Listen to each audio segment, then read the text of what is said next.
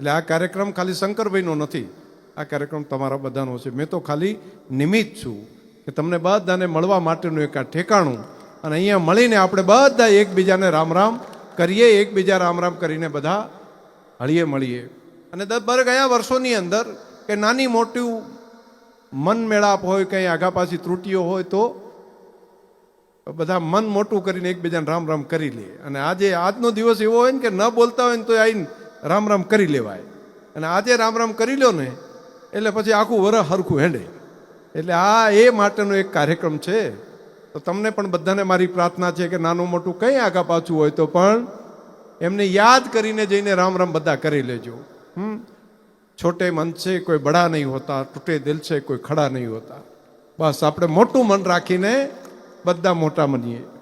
હવે તો પહેલાં તો હું એકલો હતો ને હવે તો જોડી એવી મજબૂત બની છે ને, પાછા બે દોડે એવા માણસો છે. એ આમ રાત દાડો મારા કરતાં વધારે દોડીએ કેમ છે.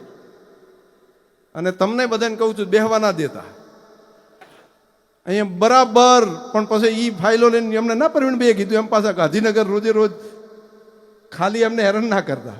એટલે 2 દિવસ કે 3 દિવસ એમને ત્યાંનું કામ કરવા દો. અને અહીંયા જ્યારે 3 દિવસ હોય ને તે દિવસે બધાય ફેરવો, અને બધાય કામ જે કરાવવાનો ને બધાય કામ માત્ર મત વિસ્તારના નહીં. અહીંયા સ્વરૂપજી છે તો એ વાવનું કામ કરે, દિયોદરનું કામ કરે ને થરાદનું કરે. કેમ? મંત્રીશ્રી છો, માન્ય મંત્રીશ્રી કહેવાય તમે. અમે ત્યાંથી વાત કરીએ ને વિધાનસભામાં અધ્યક્ષ તરીકે, એટલે હવે અમે એમ બોલીએ માન્ય મંત્રીશ્રી.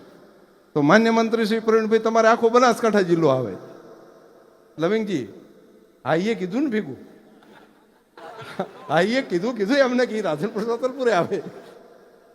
એ તો એકાદ પ્રભારી મંત્રી તરીકે હમણાં આવશે ને પેલા માણસ. તમે જેમાં તમે સમજો તો ખરી.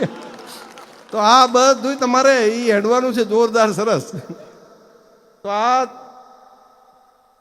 આ કામ કરવા માટેનો ખૂબ સારો સમય છે. અને સારા સમયમાં પાછો યુવાનોને બેને મોકો મળ્યો છે ને. પહેલી ટર્મમાં મારે તમને બેન કહેવું છે, હું મંત્રી બન્યો તો 4 વાર ધારાસભ્ય થયો ને ત્યાં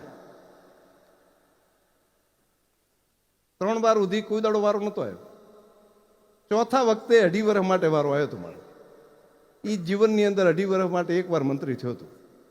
તોય બધા એમ શંકરભાઈ કહે છે ને, તમારા માટે તો મને લાગે છે કે પહેલા જ વખતે મોકો મળ્યો છે તો તમે તમારી ઊંઘ ઓછી કરજો બે.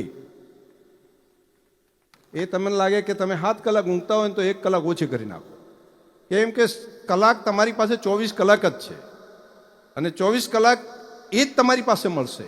અને 24 કલાક જ તમે છો, એમાંથી જેટલા કલાક વધારે પ્રજા કલ્યાણનું કામ કરશો, શું બીજે તો તમે કરકસર ક્યાં કરશો?